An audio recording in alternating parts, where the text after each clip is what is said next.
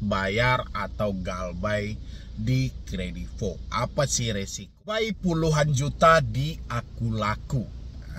Ini juga penjara karena tidak mampu bayar Shopee. Kita bahas adalah 1 tahun telat bayar atau galbay di Kredivo. Apa sih resikonya, Bang? Ini pertanyaan masih masuk ke saya gitu loh. Ini ada apa sih gitu loh. 1 tahun loh. Ya, 1 tahun itu sudah bisa kita sebutkan bukan telat bayar lagi, tapi memang sudah galbay. Ya. Dan Anda tahu kan, saya selalu sampaikan galbay itu ada resikonya.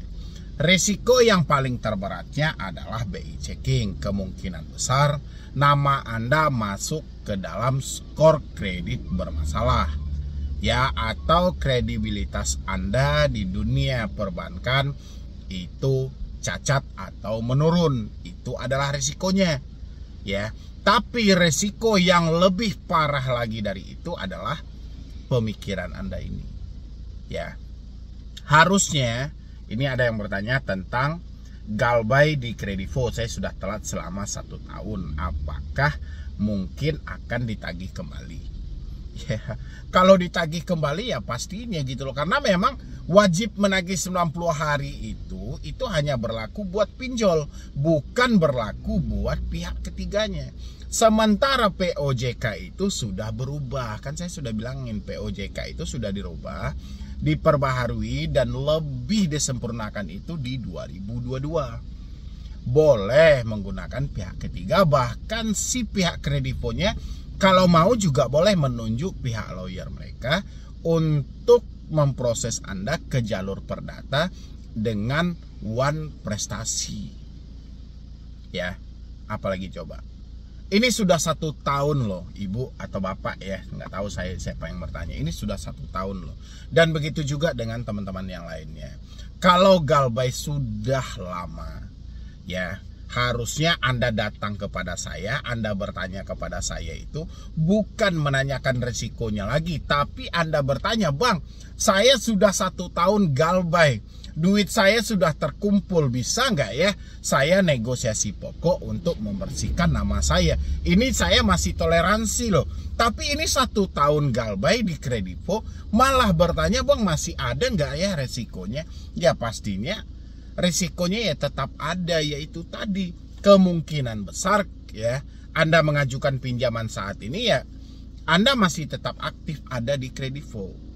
Ya, atau nama baik Anda itu dari dunia perbankannya itu sudah tidak bisa lagi diberikan pinjaman.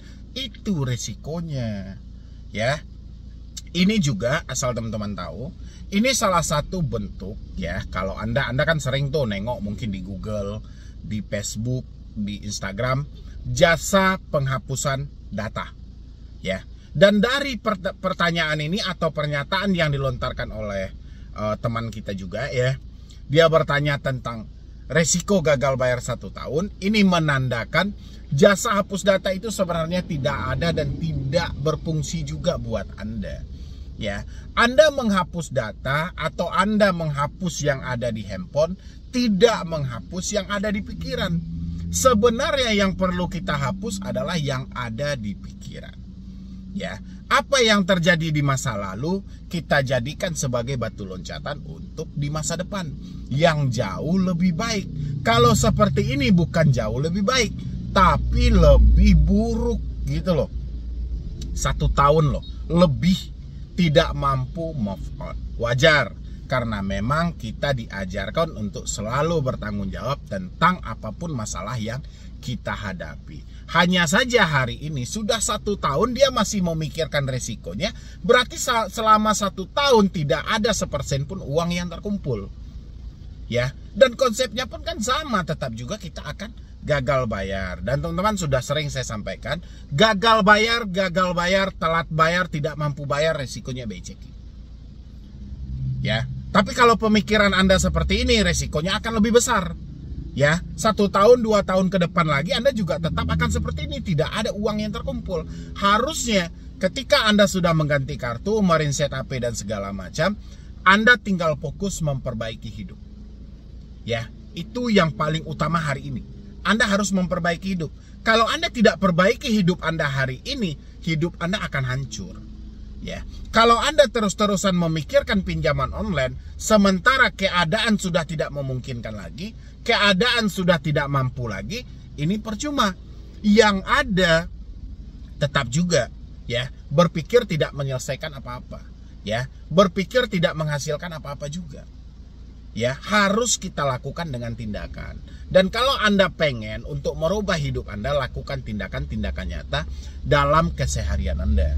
Ya, bukan hanya memikirkan apa ya risikonya ya, masih nyebarkan data atau tidak ya, masih menghubungi orang sekitar saya atau tidak ya.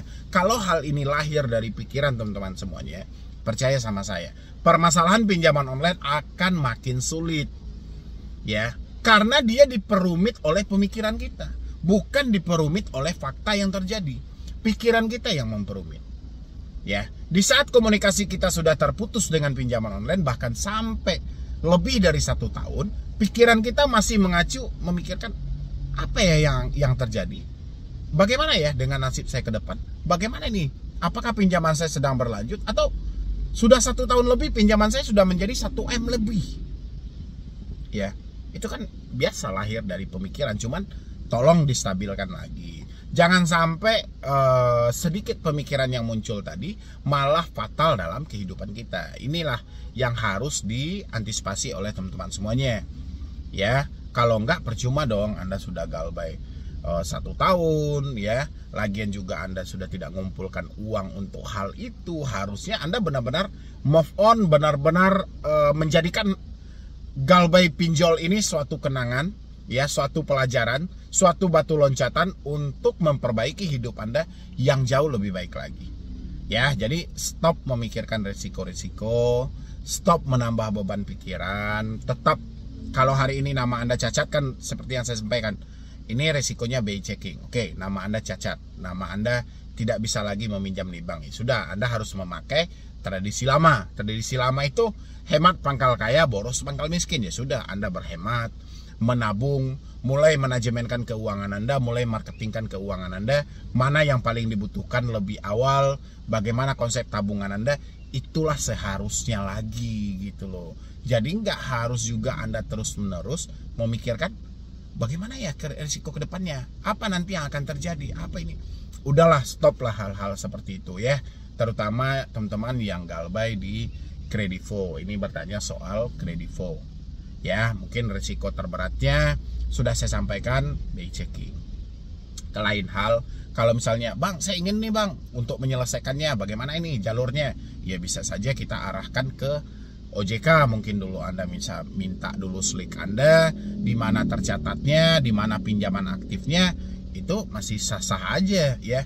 Tapi ini sudah 1 tahun Anda masih memikirkan risikonya juga, ini keterlaluan gitu loh. Kapan Anda mau memikirkan hidup Anda? Ya, ini buat teman-teman semuanya. Jadi kalau bisa, kalau terbesit misalnya di pemikiran, bagaimana ya pinjol saya? Bagaimana ini? Ini sudah 1 tahun lebih, apa yang akan terjadi nanti? Udah, buang pemikiran yang seperti itu. Tetap kita berpikir positif. Jangan menjadi orang yang pesimis ya, karena itu merugikan diri Anda sendiri.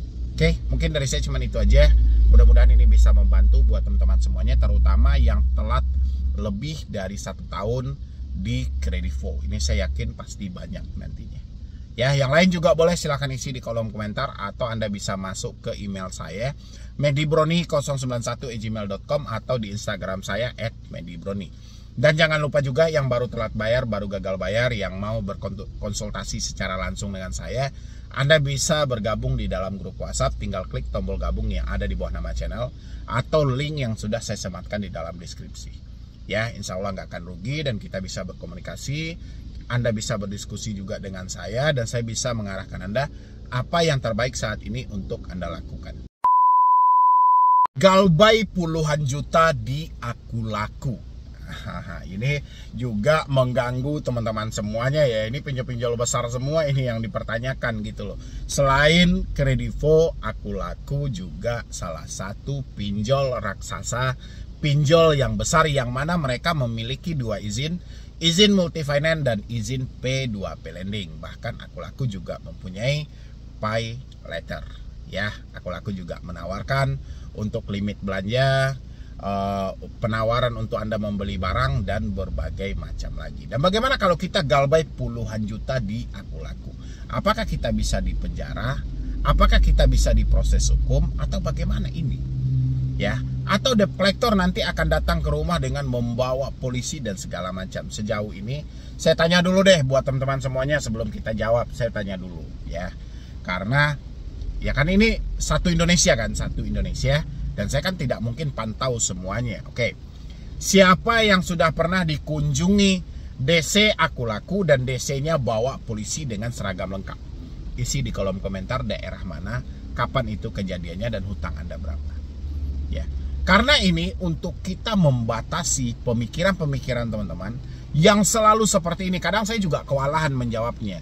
Kenapa tidak kewalahan? Saya juga bingung. Anda bertanya, apakah si DC pinjol datang ke rumah bawa polisi langsung mempenjara saya? Ini kan terlalu kejam. Pemikiran ini terlalu kejam gitu loh.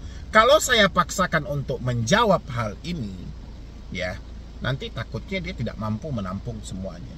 Ya, saya sudah sampaikan sama teman-teman semuanya. Atas dasar, ya ini ingat, atas dasar pinjam meminjam atau hutang piutang itu tidak ada hubungan penjara. Ya, tidak ada Anda diproses ke jalur hukum pidana. Kalau si pinjolnya mau, silahkan. OJK membentuk POJK-nya lengkap dengan undang-undang perbankan. Kalau memang jatuhnya wan prestasi, proseslah secara hukum perdata. Kalau Anda memenuhi unsur penipuan atau pemalsuan data, penggelapan dan segala macam, ya silahkan proseslah dengan jalur pidana. Yang jadi masalah kan Anda tidak memenuhi unsur dari pidananya. Ya, kenapa Anda malah memikirkan terus-menerus urusan penjara? Harusnya ini kan dibuang. Bang, saya ini galbay puluhan juta, Bang. Oke, nggak ada masalah. Mau galbay puluhan juta, mau galbay ratusan juta, sama aja konsepnya adalah pinjam meminjam. Ya, pinjam meminjam itu adalah hutang piutang yang mana adanya yang memberi sama yang menerima, dengan dalih yang memberi akan mendapatkan keuntungan dari yang menerima. Ya, atau biasa kita sebut antara debitur dan kreditur. Kreditur memberikan pinjaman kepada Anda mengharapkan untung dari balik dana yang mereka berikan, dengan Anda dibebankan dengan bunga. Ya, atau Anda telat bayar dibebankan dengan denda. Ya, dari mana dasar pidananya? Ya, kalau dibilang sekarang misalnya, oh kita memenuhi unsur penipuan karena kita penggelapan. Emang si aku lakunya nitip uang sama Anda terus uangnya Anda gelapin? Ya. Lagi juga apa alasannya uang harus dititipkan kepada Anda? Anda lembaga pun juga tidak gitu loh. Ya, jadi rasa saya hal-hal seperti ini harus benar-benar dibersihkan dari pemikiran teman-teman semuanya. Mengingat ini cukup banyak loh orang-orang yang meminjam di aku laku. Ya, bahkan mungkin sampai hari ini aja saya bikin video, mungkin total nasabah aku laku mungkin sudah hampir puluhan juta mungkin ya. Karena ini banyak, setiap kali saya bahas aku laku, pasti itu banyak banget orang yang, saya juga bang, saya nggak mampu bayar bang. Saya belum mampu membalikin di aku laku, tapi DC-nya sudah datang ke rumah. Saya belum mampu membalikin di aku laku, tapi DC-nya ngancam mau proses saya ke jalur hukum. Biarkan aja, mereka mau proses kita ke jalur hukum silahkan. Mereka mau datangin kita ke rumah juga silahkan. Ya kan nggak ada masalah, memang data kita lengkap, data kita valid. Ya, kita memberikan data yang sebenarnya memang itu yang dikeluarkan oleh pemerintah. Sekarang si debt collector datang ke rumah melakukan penagihan, selagi masih dengan standar operasional prosedur ya, atau sesuai dengan aturan yang berlaku, kita ladeni aja. Ya, yang penting kehadiran debt collector ke rumah itu kita juga harus pertanyakan dulu kelengkapan mereka. Kalau mereka tidak lengkap, ya Anda sebagai tuan rumah harus menolak kehadiran debt collector. Karena nggak mungkin kita berbicara dengan orang yang tidak jelas kapasitasnya di suatu perusahaan itu. Ya, kita tidak melihat identitas mereka. Makanya penting juga buat teman-teman, jangan hanya mengkedepankan kepanikan Anda. Walaupun Anda, wah saya galbay nih puluhan juta di aku laku, saya nggak mampu bayar. Oke, Anda nggak mampu bayar kan fakta hidup. Tapi jangan sampai kepanikan dalam diri Anda mengurangi, menjadikan Anda tidak mampu lagi bertanya identitas, ID card dari debt collector yang datang, surat tugas, habis itu sertifikat profesi penagihan, jangan sampai gitu loh. Kita takut sih takut, tapi kita masih tahu prosedurnya, apa-apa aja yang harus kita tanya, apa-apa aja yang harus dilengkapi oleh debt collector yang hadir ke rumah. Ya, jangan sampai rasa takut kita menghilangkan prosedur yang ada. Ya, Anda galbay itu nggak ada masalah kok, dan pinjol pun sudah memperhitungkan hal itu. Ya, kenapa pinjol cukup berani memberikan pinjaman kepada Anda walaupun dia tahu akan ada resiko yang beratnya, tapi dia telah memperhitungkan hal itu dengan matang. Jadi Anda nggak perlu khawatir. Ya, semuanya sudah lengkap kok. Sebelum dana dikirim ke Anda, mereka sudah antisipasi lebih dahulu. Dan OJK pun juga sudah membentuk apa-apa aja nih nanti resiko yang mau kita terapkan. Kalau misalnya ada nasabah yang tidak mampu bayar, tidak mampu membalikkan, bahkan dengan versi-versi lainnya gitu loh. Makanya diberikanlah Anda risiko dengan BI checking. Ya, ini buat teman-teman semua nih, terutama yang baru telat bayar, baru galbay bayar, walaupun Anda telatnya atau galbaynya puluhan juta. Ya, karena saya juga lihat ada ya, biar teman-teman paham juga. Menyimpangnya seperti ini. Dia bilangin kalau hutang kita cuman 1 juta, itu debt collector tidak akan datang. Kalau hutang kita 10 juta, itu debt collector datang. Ya, ini menyimpang loh dari hal itu. Kenapa saya bilangin menyimpang? Datang atau tidaknya debt collector ini, berkunjung atau tidaknya debt collector itu kan tergantung dari perusahaan, bukan tergantung dari nominal hutang. Ya, kalau memang tergantung dari nominal hutang, ngapain hutang 300.000 pun mereka kunjungi? Ya, Anda lihat juga nggak ada Telkomsel yang menjemput tagihan?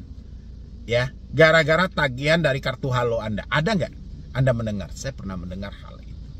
Ya, kita didatangi, kita dikunjungi gitu loh. Ya, sebenarnya kan teman-teman bisa melogikakan hal itu gitu loh. Kalau misalnya Anda bilangin hutang 1 juta nggak dikunjungi, hutang 10 juta didatangi, siapa yang ngatur hal ini? Ya, 1 juta, 10 juta kan uang juga. Ini kan uang perusahaan. Nggak mungkin juga si debt collector bilang, wah kami nggak akan kunjungi itu kalau itu hutang 1 juta. Ya, kami mau mengunjungi hutang yang 10 juta. Yang ada debt collectornya dipecat dari perusahaan. Ya, nggak mungkin debt collector pilih-pilih dalam hal itu. Yang ada adalah kunjungan atau tidak itu berdasarkan dari perintah oleh perusahaan. Ya, begitu buat teman-teman semuanya nih, terutama yang telat di aku-laku, mau telat Anda puluhan juta, mau apa kek. Jadi jangan ada pemikiran yang sesat seperti ini, hutang 1 juta nggak dikunjungi, hutang 10 juta itu didatangi. Ya, atau ada juga bilang 1 juta nggak diproses hukum, 10 juta diproses hukum. Nggak ada. Yang rumus seperti itu nggak ada. Yang namanya hutang-hutang itu sama kok. Ya, sama-sama berhutang. Ya, walaupun nominalnya berbeda-beda, sama aja. Kalau debt collector sudah diperintahkan ke lapangan, ya mereka tetap jalan. Makanya kitalah yang lebih selektif sebagai si debiturnya. Ketika kita berhadapan dengan debt collector, apa nih yang paling penting kita pertanyakan? Mungkin ID card-nya dulu, surat tugasnya dulu, sertifikat profesi penagihannya. Ini penting karena ini ada dalam aturan. Kalau 3 hal ini tidak dilengkapi, kita sebagai debitur atau sebagai tuan rumah saat itu boleh menolak atau memerintahkan debt collectornya untuk balik dulu, melengkapi persyaratan yang ada supaya kita lebih yakin dan lebih bisa berkomunikasi dengan dia, mengingat hutang-hutang ini adalah ranah privasi, bukan ranah publik. Ya, jadi sebelum kita membicarakan hal yang sangat sensitif, alangkah baiknya si debt collector melengkapi dulu identitas dia. Dan hal ini kita mampu berargumen kalau pemikiran kita tidak panik. Yang ada teman-teman semuanya selama ini saya perhatikan dari curhatan Anda sudah panikan duluan. Anda sudah stres duluan, Anda sudah takut duluan. Gimana Anda mau berkomunikasi dengan debt collector sementara pemikiran Anda tidak stabil sama sekali? Gimana Anda mau bertanya ID card, gimana mau bertanya soal surat tugas dan sertifikat profesi penagihan sementara pemikiran Anda sudah kalut banget. Ya, yang ada di dalam pikiran Anda saat itu bagaimana si debt collector ini bisa pulang secepat mungkin. Ya, sehingga Anda tidak ingat lagi harus bertanya ID card, harus bertanya surat tugas, harus bertanya sertifikat profesi penagihan. Ini penting dan ini ada aturan dan diperintahkan oleh OJK juga.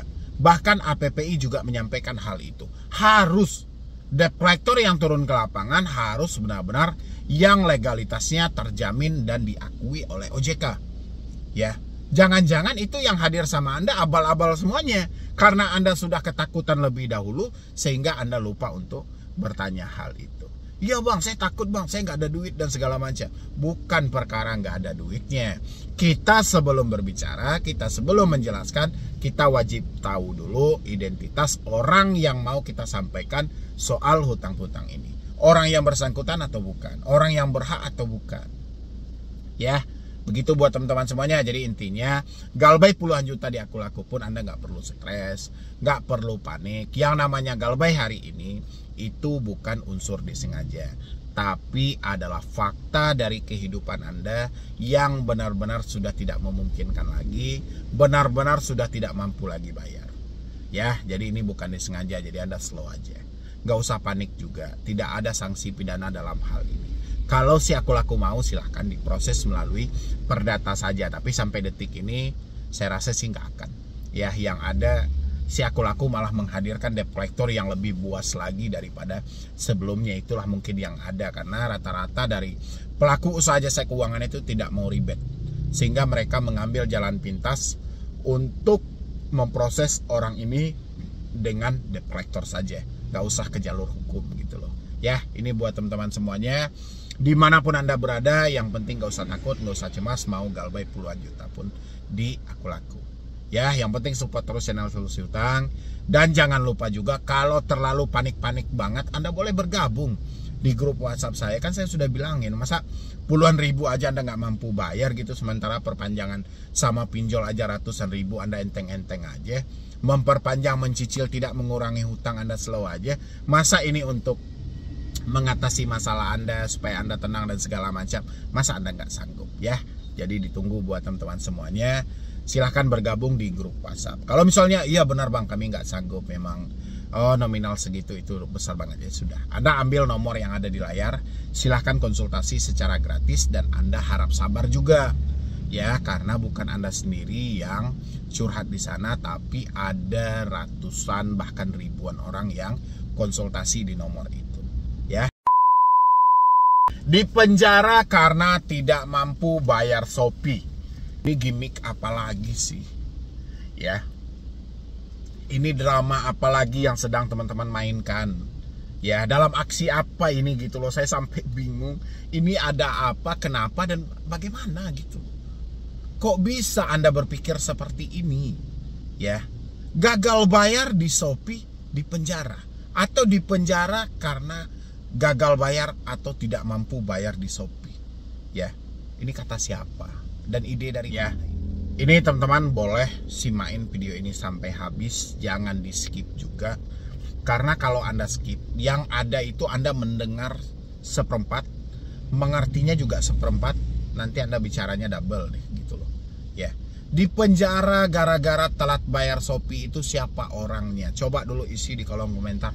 Ada nggak sih yang di penjara gara-gara telat bayar Shopee? Ya, saya selalu diancam bang sama pinjam, saya selalu diancam bang sama pay letter. Ya, ancaman yang nggak ada masalah, itu kan dilakukan oleh oknum debt collector. Ya, harusnya kan dari ancaman itu kan Anda bisa mencerna. Kalau memang dia ingin memproses Anda ke jalur hukum atau ke penjara, ya mungkin dikirim Anda yang pertama somasi dulu, ya. Habis somasi nggak mempan, yang kedua Anda dikirimkan dengan langsung undangan polisi itu. Tapi nggak ada hubungannya juga gitu loh. Telat bayar di penjara, gagal bayar di proses pidana, nggak ada hubungannya. Ya, saya mungkin udah nggak sekali dua kali mungkin Anda dengar saya sampaikan, pinjol, hutang piutang, pinjam meminjam itu jalurnya perdata. Ya, si pinjol tidak mau melakukan hal itu. Kenapa? Untuk memproses orang ke jalur perdata membutuhkan jangka waktu yang panjang. Ya, membutuhkan biaya yang cukup besar. Ya, itu mereka nggak mau. Mendingan mereka ngambil jalan pintas, gaji satu orang debt collector, sudah selesai gitu loh. Karena satu orang debt collector mampu menagih ratusan orang. Ya, kalau hanya untuk pengajuan ke Perdata kita ajukan ya satu-satu. Nggak mungkin sekali ajukan sidang ratusan orang di sidang, kan nggak mungkin. Ya, harus satu-satu, di sini satu, sini satu, sini satu, sini satu. Anda kira sedikit orang yang meminjam di S-Pinjam dan SPayLater, mengingat Shopee cukuplah besar dan sangat diminati oleh masyarakat Indonesia. Ya, yang awalnya mereka hanya sebuah market yang menawarkan barang-barang. Ya, yang sampai sekarang malah ada pinjaman multigunanya, pinjaman langsung, limit belanjanya. Ya, mungkin nggak menurut Anda gitu loh? Ya, coba dulu saya cernain buat teman-teman semuanya. Satu diproses, nggak usah kita bilangin penjara karena penjaranya nggak ada. Satu, Galbay diproses ke jalur hukum, atau si Shopee memilih menyewa jasa debt collector. Ya, yang pastinya satu orang debt collector paling nggak mampu menagih 100 orang dalam sebulan. Satu orang debt collector. Tapi satu buah surat panggilan, satu buah proses, sekali orang itu diproses ke jalur perdata, ini cuma berlaku untuk satu orang juga. Ya, nggak mungkin pengadilan mau menyidang orang sekali 1000 orang. Ya, sekali digugat 1000 orang langsung disidang. Masuk akal atau tidak? Ya, dari sini aja dulu buat teman-teman semuanya yang selalu ditekan dengan proses jalur hukum. Masuk akal atau tidak? Ya, otomatis itu tidak masuk akal. Kalau si Shopee mau melakukan proses hukum terhadap nasabah mereka, harus satu-satu. Satu nasabah, satu surat panggilan dari pengadilan, atau satu daftar kasus. Ya, nggak mungkin sekali daftar ribuan atau jutaan nasabah langsung diproses. Nggak masuk akal.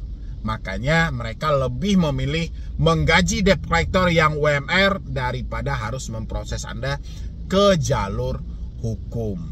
Ya, dari situ aja teman-teman kan bisa pikirin. Jadi nggak usah lagi ada gimmick, nggak usah lagi percaya akan gimmick hal-hal yang merugikan diri Anda sendiri, tentang tidak mampu bayar di penjara, telat bayar di proses hukum. Nggak usah lagi. Ya, hari ini kenali aja, Anda kan nggak mampu bayar, bukan nggak mau bayar. Kalau dari diri Anda, saya yakin Anda masih mempunyai itikat baik dan Anda ingin menyelesaikan, tapi keadaan nggak mungkin lagi, keadaan nggak sanggup lagi. Ya, kalau Anda sudah nggak sanggup, ya sudah. Nggak usah Anda cerna mentah dari ucapan debt collector. Debt collector itu memang sengaja melakukan hal-hal seperti itu karena tujuan mereka adalah bagaimana caranya mengeluarkan uang perusahaan mereka yang Anda pinjam.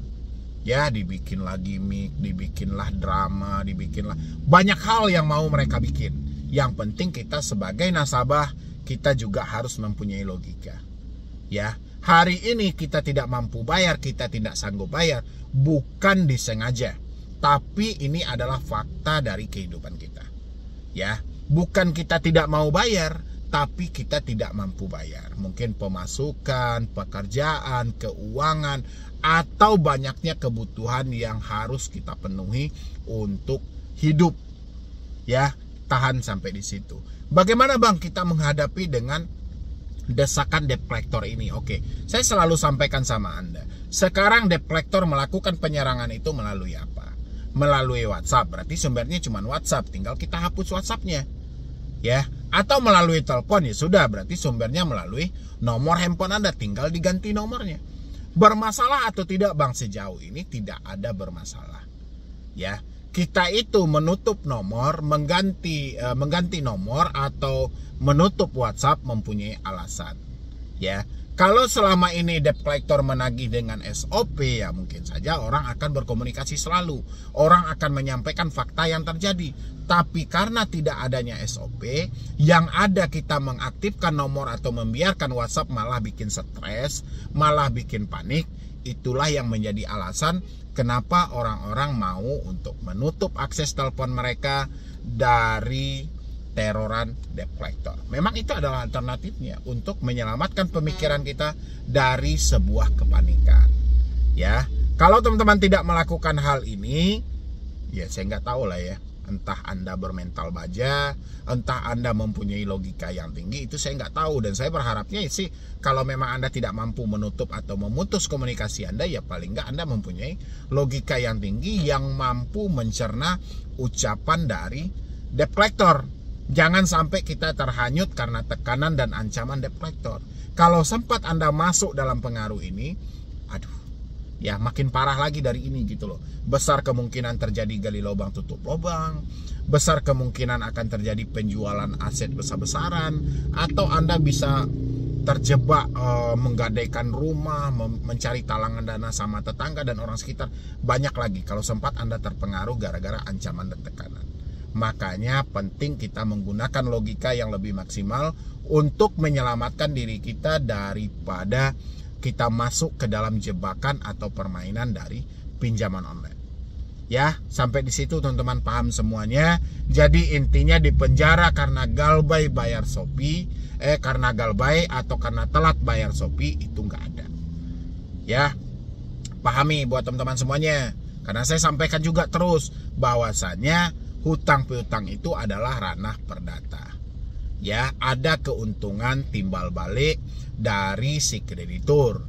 Kreditur memberikan pinjaman terhadap debitur mengharapkan sebuah keuntungan, yaitu disebut dengan bunganya tadi. Ya, jadi unsur pidananya sudah gugur di situ. Lain hal ya, di dalam tanda kutip lainnya ada terdapat pemalsuan data. Ya mungkin nama Anda biasanya diawali dengan huruf A, Anda ganti dengan huruf E, atau nomor NIK Anda yang tahun lahirnya 9 Anda ganti dengan 8. Itu bisa jadi itu tipu muslihat ya, karena Anda memasukkan dokumen yang tidak sesuai dengan yang dikeluarkan oleh pemerintah. Itu beda hal lagi. Ya, tapi sejauh itu semuanya valid dan resmi, Anda nggak perlu khawatir. Stop memikirkan galbay di penjara, telat bayar di penjara, itu nggak ada. Ya, jadi sekian dulu dari saya, Medi Broni. Wassalam.